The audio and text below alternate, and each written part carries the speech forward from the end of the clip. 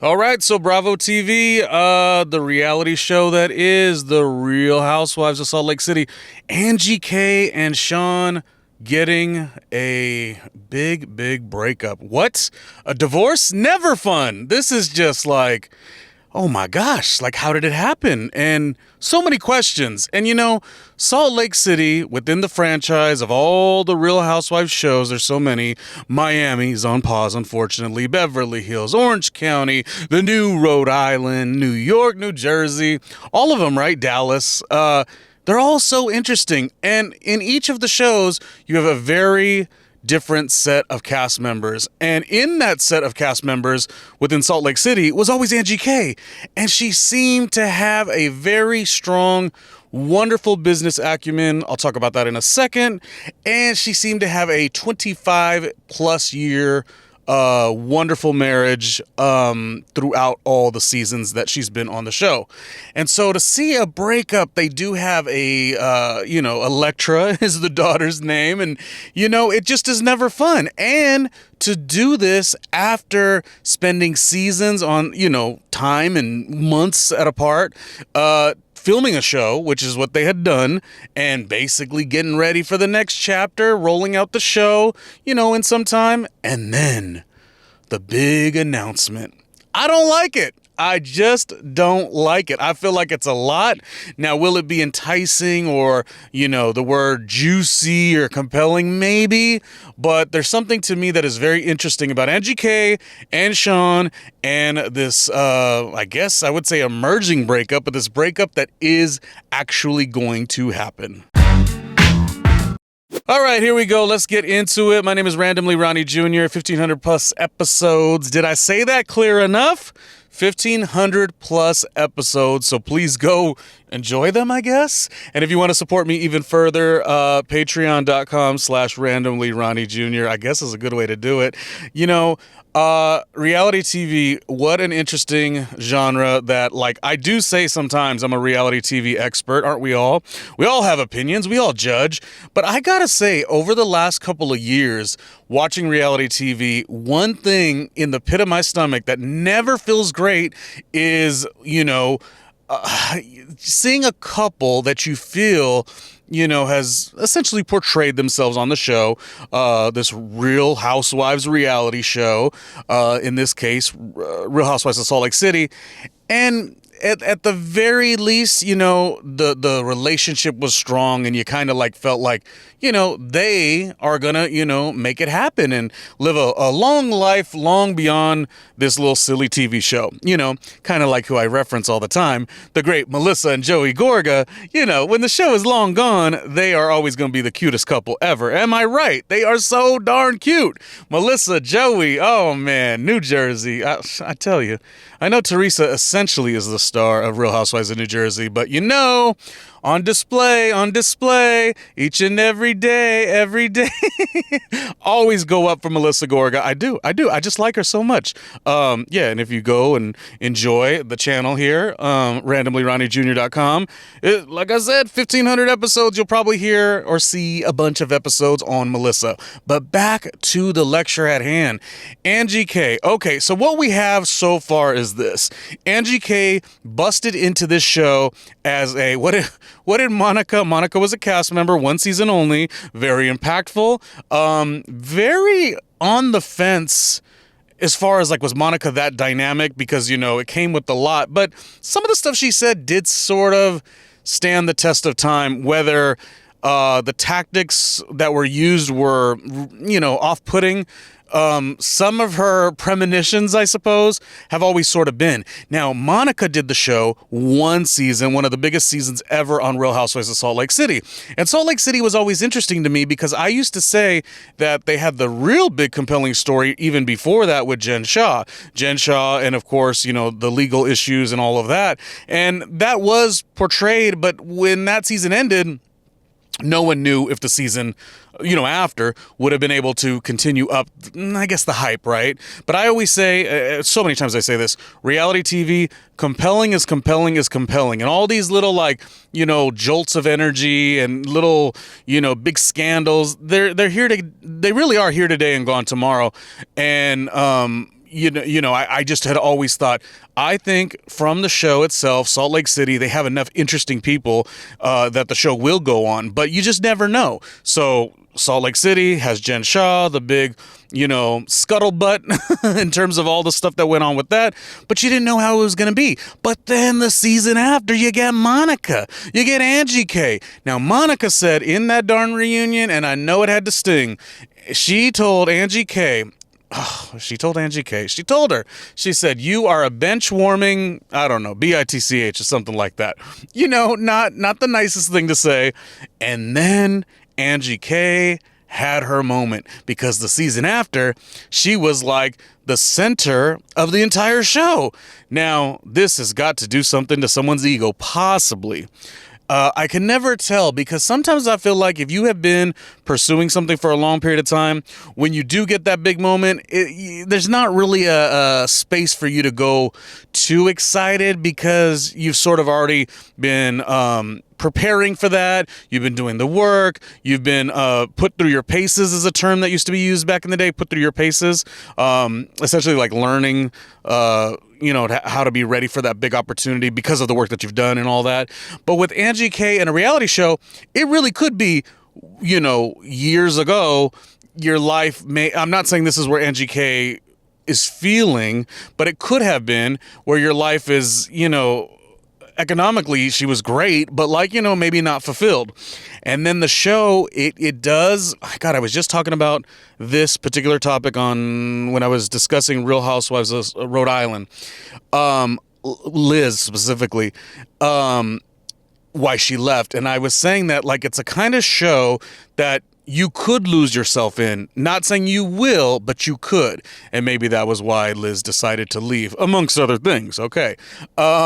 And with Angie K, I do feel interested to know if this, proclaimed ego was part of this, in terms of connections and past relationships and a marriage, for that matter, where it did not continue to be as great as it once was. I mean, 25 plus years, and they had a business together, is very interesting. Now, if it is on the side of ego, you also have to ask another thing.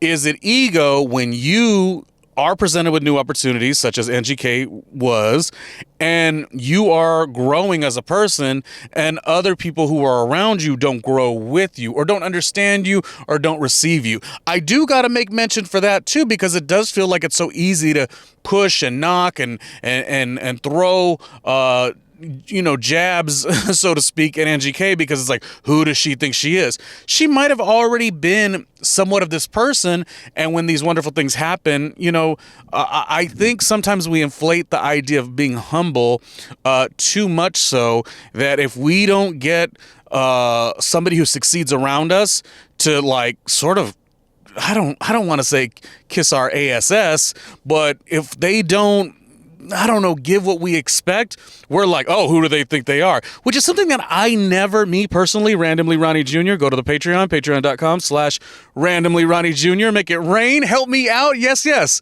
I personally, though, was never able to understand that. I have had such wonderful friends that did so well, other wonderful friends that are probably more in skill set than even the people that did well, and or not now, but or have failed miserably. So I never necessarily put a lot of stock on the way people's careers changed. It was, to me, I know this sounds like a, kumbaya and saying the right things, but I really did always believe it was just about the character of the person. Say it again, just about the character of the person. So I'm making a case for the fact that maybe Angie K was not, feeling herself a little too much, which seems to be something that does get tossed around quite a bit. Maybe there is an expectation of, oh, she should be this humble and this, and the moment she, laughs a little and enjoys herself a little and enjoys the big moments, that suddenly she's not humble and she's got an ego. I don't necessarily think it always goes that way. Now, we here, you and I, we easily have to go to the next point. And this is why I say, I hope the season's going to be good regardless, because, you got the wonderful Meredith, you got the wonderful Lisa, you got the wonderful Heather. Whitney, I don't know how she's continued on to be on the show for so many seasons. Maybe they needed her season 1, but I just don't get it. And then Mary. Mary. Mary, of course, suffered a huge loss, threw herself right back into work, which that could be such a thing where was that the right decision? But I do believe sometimes in a level of digging deep and really dealing with all the things that Mary had to deal with, that maybe being active and busy was actually more valuable, is what I think.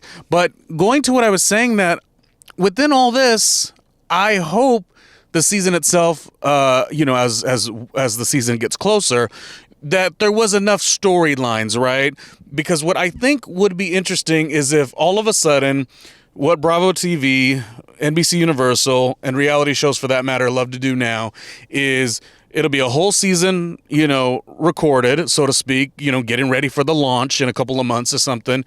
And then some big item comes out, such as this, the divorce, or the breakup, Angie K, Shawn breaking up after 27 years or something like that. Then cameras go back up, essentially off schedule, because it's we got to follow the story, which I understand the production companies having that mindset, and I understand the executives having that mindset. But I think, this is just my opinion, I feel like it's becoming a little redundant. And I say that because, it was sort of like an initial thing, even back with Salt Lake City and Jen Shaw. Everything that was going on with her, pick cameras back up and let's follow what's going on, because this is compelling stuff. It's new. And it's just happened so many times now. Erica Jane and the situations she had legally, Vanderpump Rules with these are the Bravo shows, Vanderpump Rules with Tom Sandoval, Raquel, and Ariana, pick up cameras, let's get everyone's reaction to all this, love triangle, Carl and Lindsay, Summerhouse, that big breakup, Brittany and Jax, who, were on the Vanderpump Rules show, and then they were on the Valley. And most probably specifically in the most recent time here is West, Amanda, Sierra, and Kyle. This, these 4 names, at one moment it was West with Sierra and it was Kyle with Amanda. And then there was a switcheroo based on Amanda's doing. And I think I'll say it like this. I wonder if this is becoming too much of a formula. I always say that now that I'm in my 40s, am I growing out of reality TV? Because I really used to love it. I really did. But what I'm starting to see, and they kind of finally found a sweet spot with In the City, which is the Summer House reboot. They found a sweet spot where there was a lot of Amanda West, and then it kind of subsided, and which I think is good. And I say that for the sake of Real Housewives of Salt Lake City. Let's say the past couple of months they've been filming an amazing show, and now it's like Angie K, Shawn breaking up. Oh, we got to get the cameras back up, send a crew out there, get everyone's reaction, and let's get to like the story. Let's get to the meat and the potatoes.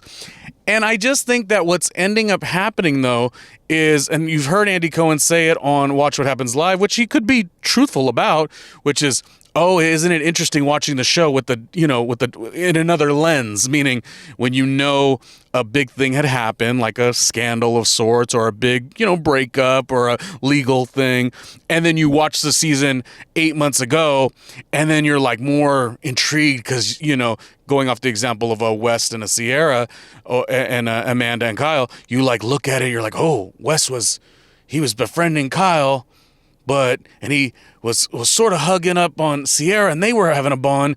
But really, look at the way he was talking to Amanda. He was always cheating with her. Like, it just becomes one of those things, and that, to me, honestly, makes the show less compelling. So, I think that if it works, it works. But I wonder about reality TV jumping the shark. That's a Fonzie term from Happy Days. I wonder if reality TV is jumping the shark by doing that. Because what ends up happening is then you have to go back and watch the show yet again and say, okay, Summer House Season 10, was it interesting at all? And it really wasn't. It only was on the basis of Kyle crashing out and Amanda feeling like she's thinking about moving, and Wes was really close and had they always, but if you don't have it through that lens, you had a boring season. And so I don't know that I love that formula. I don't even know why I'm bringing this up, but I don't know if I love that formula as like, watch the show, the season with that lens. And I don't know if that's also because maybe the editors have to go back and, cut some stuff.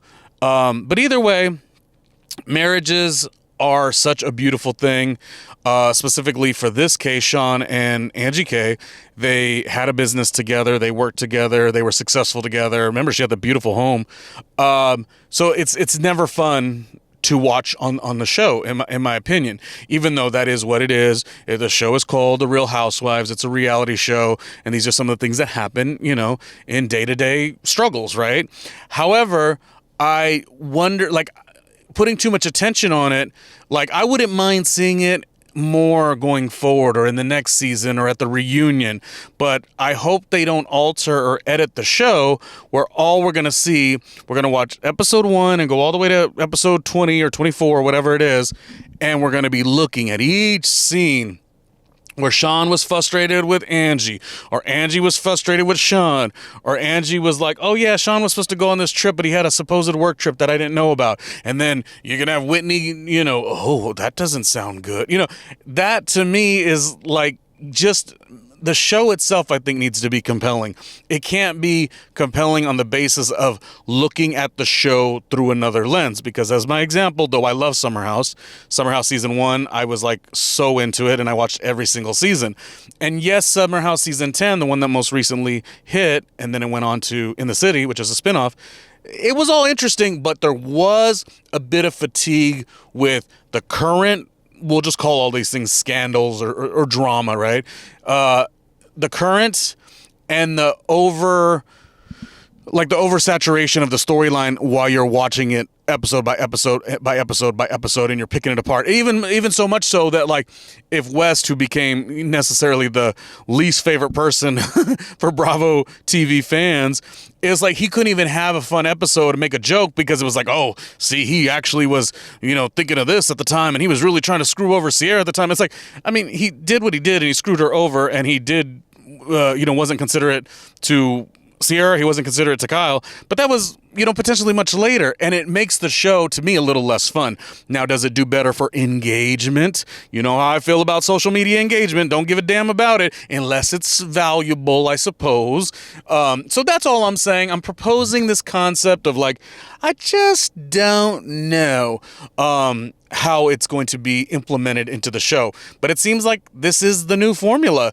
What did you have? I think you had on Real Housewives of Beverly Hills, Kyle breaking up with Mauricio, or was it Dorit with PK? One of them. But it's like, pick up cameras again. Brittany Cartwright, getting essentially cheated on by her ex. So I don't know if it's cheating, but, crossing the line because it was their publicist at one time. And, the success of Scandival, which was a 3-person love triangle, so to speak, that was lightning in a bottle. People were watching that show for 10 seasons. They knew the characters so deeply, and the way it had happened was such a shock and, scandalous or whatever the case, and it worked for that.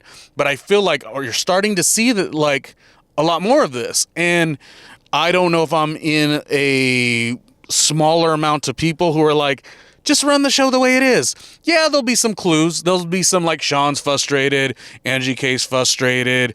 She's, kind of in a loveless marriage now. You'll kind of see it, but it feels like the attention gets so turned on it, and we're only watching a show now that we get the final product, and then we're like watching it and we're like decoding what each and everything meant. And to me, that just means the show itself wasn't as interesting. The show should be able to stand on its own. There you go. That's my point. The show should be able to stand on its own no matter what. Now, if it has to be through that, like, again, imagine Angie K's doing she's doing a trip. They all go on these vacations and such. And all of a sudden Whitney's like, well, where's Shawn? He hasn't really been showing up for you, Angie. Like, that to me, like, could be part of the final edit, sure. But if it's just so much of that, and who's to say NBC Universal makes that many alterations on the show? Who's to say this is the angle that it'll go? But I've been seeing it in so many of the shows, and at the exact same time, more and more and more and more, I don't say this, but more and more Bravo TV fans have sort of stopped being as interested in these shows. So, they've left to like a Love Island, they've left to a Big Brother, they left to a Challenge, Love is Blind, like all of these shows, and I'm kind of, no one asked me, who am I? Randomly Ronnie Jr., thank you. No one asked me, but I'm trying to like sort of say, somebody who's been watching this genre for 20-something years, somebody who worked in radio, somebody who worked in television, this, that, and the other, like, I'm like, oh, I see this crutch being used a lot, and I don't know if I enjoy it that much. Again, who asked me? Okay, now let's get off that, because now that was just me preemptively thinking how they're going to roll out this experience, because while it's a sad situation, nobody wants to see a breakup. There's some executives over at the network who are like salivating, like, ooh, we got a marketing and campaign promotion for this new season. They love it, and to some degree, everything costs, I guess. But what I will say is I wonder if some of the insinuations, going back to Monica, see, it always comes back to Monica. One season wonder Monica. I wonder if it goes back to Monica, because Monica, though she seemed to have a lot of different things, not all of them were necessarily correct. She made an insinuation on Shawn, and in the great days of Wendy Williams in the "How you doing, Shawn" era, and it to me, when I watched it, first of all, I was like, okay, let's go. If he was doing how he was doing, it would have been fine. But I also thought, I don't really know, because the type of career he was in, with Angie. They're in what is it, like a salon or whatnot? So what is the fancy term for haircuts? What is it called? There's a fancy word for all of that. Well, let's just say the beauty industry. So in my head, I'm like, no, he's just a guy who's so secure in himself. Like, he's not gonna. No one who's trying to, as the insinuation was, that. And anyone trying to suppress something is not going to be jumping out, with the tight pants and the darn near halter top T-shirt and the jewelry. That's a secure man, is what I thought. But again, if he's how you doing, then that's good too. But I don't know, could that type of stuff come up as well? So it's going to be very interesting. And I just think that particular group of women on Real Housewives of Salt Lake City, they have just always been so interesting, and they've always been so entertaining, and it'll be a shock to see where they go. Again, if they had a boring season and then now this becomes the thing where it's like we pick up cameras, the network production company picking up cameras and getting the new reactions to this thing, then I feel like you're going to be watching a bit of a redundant season. And I said that too about Summer House season 10, because without the West, Amanda, Kyle, and Sierra thing, and watching all the little ooh, Sierra's really getting into West, and ooh, West is really getting into Sierra. Wait, West is buddies with Kyle? What? Wait, so is he lying to Kyle because he really likes Amanda? Wait, Amanda's looked like she stared at West a little too long. If that's what the show is, I guess that's entertainment, but it means that there wasn't enough on the plate itself. You see what I'm saying? So I just wonder that. But if it were me, in my best judgment here, I think Salt Lake City always is wacky enough. The show is, that's probably why it's been so good, because it was always wacky. It was they were nuts a little bit. They were literally silly, obnoxious in the best possible way for a reality TV show. Now, if you were to do the breakdown, Angie K and Shawn, maybe it's Angie is the one who's doing the cheating. Maybe Angie K is interested in Angie H. You never know. Maybe Shawn is interested in Angie H's husband. I know they're not on the show no more, but it could be that. So maybe Shawn and Angie H's husband are being, frolicking. they're getting to know each other better. Maybe it, the relationship opened a little bit. Isn't that as a generalization of the Real Housewives of Salt Lake City? I think season 1, they jokingly talked about swinger this, swinger that. Maybe there was something in that vein. So it is, and it can be interesting. And I don't know, I don't know why I get so protective of the whole thing. It's like, yes, these cast members wanted to do this show, and it's a breakup, so it's naturally going to be portrayed in the show some way, somehow. But do you ever want to see breakups? No, absolutely not. I just did an episode a bit ago about the complex Jelly Roll, Bunny XO, that whole thing. It's just one of those things where while you can like one person more than the other, or find reason to blame one party or the other, I just think it's one of the things that feels really silly to me, to have enjoyment over that, because the beauty of finding love, having a long relationship over 25 years, like I would like to think, this is what I would like to think, and this goes way against reality TV excitement and Bravo TV excitement, Andy Cohen, Watch What Happens Live excitement. But I would like to believe this may be one of those things where they are making their announcement, we are separating, we are getting a divorce, and then maybe there's a way that they can go through this experience and there's a road back to love. Like, that is so far out. Yes, I don't, it's like odd that I would even like wonder, like, is that possible?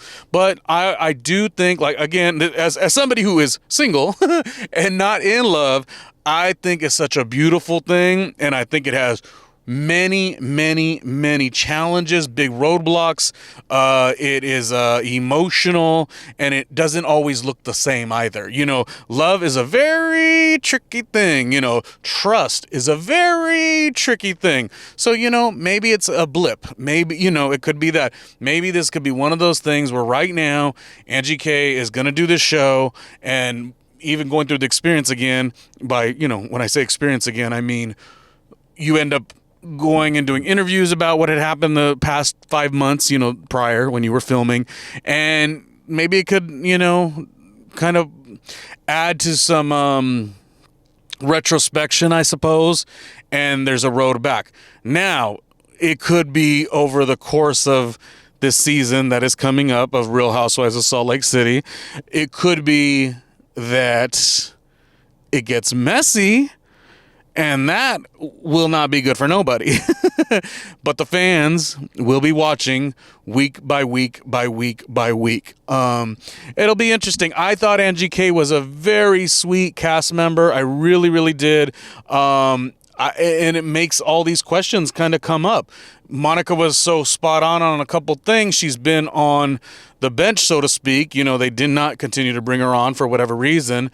Not that I liked her or didn't like her, but just, she really got a huge, one and done for the things she had done, which is fine because, some of the stuff was.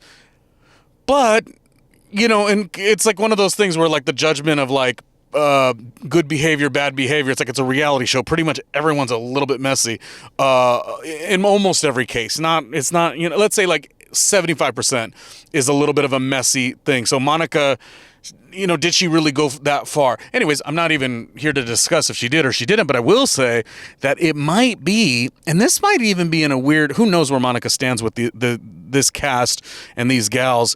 But, if Angie K is going to be going through this, maybe, you find friends and confidants in really interesting scenarios. And maybe this is a way where like Monica and Angie K become, just the tightest of friends while going through all this. I mean, that's a possibility going into like the further seasons, is what I think. But who knows? I do know one thing though. Real Housewives of Salt Lake City for many years was like the big show in comparison to the franchise. Potomac always did well. Atlanta seems to be struggling a little, but it's still entertaining. Beverly Hills to me was always not that interesting because Kyle's in the lead, and I've been saying that since season 1, episode 1, frame 1. She's always slowing the show down, and they continue to work with her. So the show will never fully get there until she decides to leave the show, which seems like never. Orange County really having a bit of a challenge. Potomac, did I say Potomac? Potomac does well. I do think Potomac is interesting. But Rhode Island sort of is the only show in a very long period of time because New York and New Jersey have been on pause, and Miami, which all three of those I love. Real Housewives of Rhode Island has been like sort of a lightning in a bottle kind of experience, and Salt Lake City has been resting on its laurels to be the most successful, or one of the most successfuls within the franchise of the Real Housewives, and it seems like Rhode Island is, I mean, that was a pretty good first season. Who knows if they could duplicate that success, specifically as Liz is not going to be there. Who knows? But for the most part, it is one of these things where Salt Lake City isn't the only star in town anymore.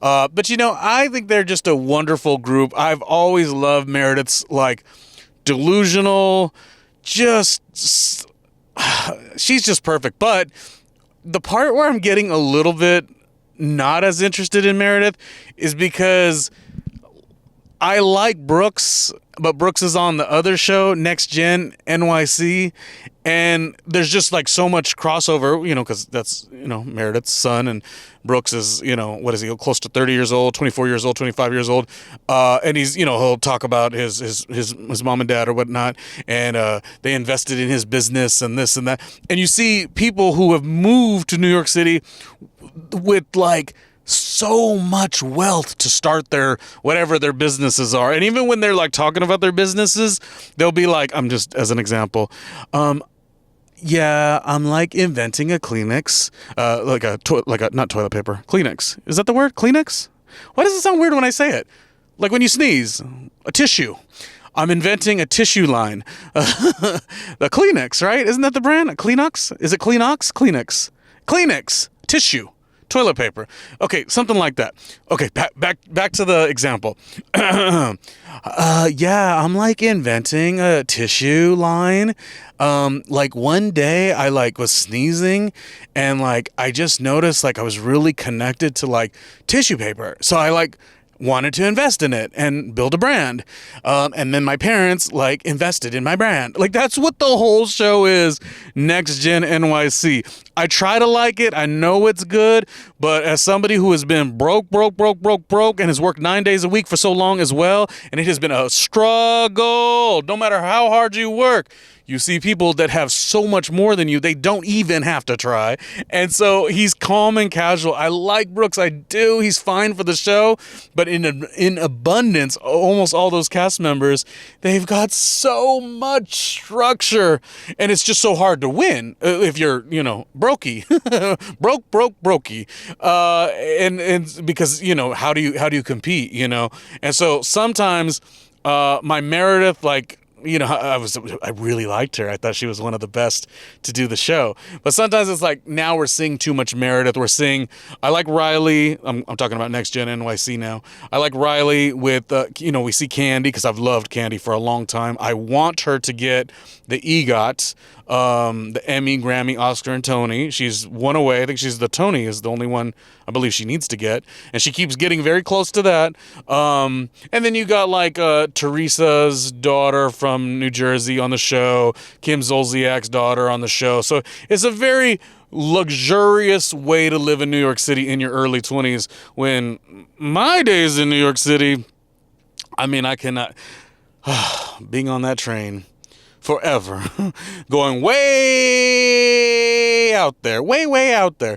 And, you know, you see the cast in like $10,000, $12,000 a month apartments. It's like, oh my gosh, how do you ever fail? It's impossible, you know, in comparison with your, you know, your peers. So that would be the only way or reason that I've been a little like overloaded on like Meredith, because she does bleed into the show a little bit through Brooks, who's a star of that show, one of the stars of the show.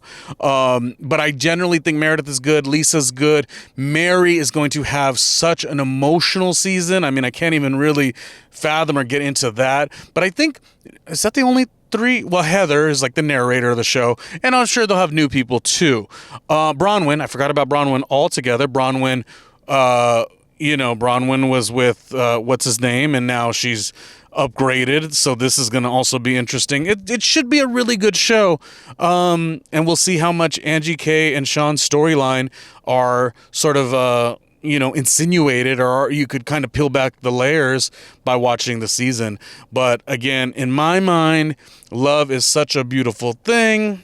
Who knows how that breakdown was and is. I think at this moment too, it becomes all the the whisperings, but I think Angie K was maybe really wanting to do this show. I would hate to think that a lot of the insinuations are true, that she cared so much about this show and her ego got so out of control that she sort of damaged the things that were important, which sounds so crazy. But then again, not blaming this person, but if you go over to the other franchise, Real Housewives of Atlanta, you got Shamia and Portia. Now, you could say all day, every day, well, really, it's not Shamia's fault, it's Portia, or vice versa. But what I can say is, in this regard, when people go in as friends, or, the marriage, Shawn and Angie starting the show together, and then, to me, there's certain things that aren't worth it. So, hopefully, the insinuation that Angie K is just, completely loving the star that is this TV show, and has aborted a lot of who she is as a person and her character and her values. That's the part that I think would be lame if that was the case. So hopefully it wasn't. Hopefully it's just something that they'll work through. Maybe there could be some therapy, and maybe they could essentially make their way back to a happy, healthy relationship one day or another. However, with Real Housewives of Salt Lake City and all that goes on with that series, I mean, at this point, you could say, Shawn is with the coach. Remember the Coach season 1, the Coach? I mean, you could just say it really can go anywhere. Hopefully, everyone is on the up and up. The Coach. I didn't have to do the Coach like that, but the Coach. If you watch Salt Lake City, I mean, you know. Okay, I need to do like Meredith right now, and I'm disengaging from this conversation. But that is the big story right now. Angie K and Shawn with the big breakup, getting ready for another compelling season of the Real Housewives of Salt Lake City. Leaving you with this. Is Real Housewives of Salt Lake City still the number one within the franchise of the Real Housewives brand? That's number one. Number two, what do you think caused the breakup? Angie and Shawn, what do you think caused it? I could throw out some ideas and examples, but just leave it at what do you think caused it? And maybe another portion to that is, do you ever see there being a road back to that relationship mending? Because I truthfully do believe that. I do believe sometimes there are some hardships, and there's even some hardships where you completely, cut off the relationship and are going into the territory of divorce. But, love is a tricky thing. Love is a very tricky thing.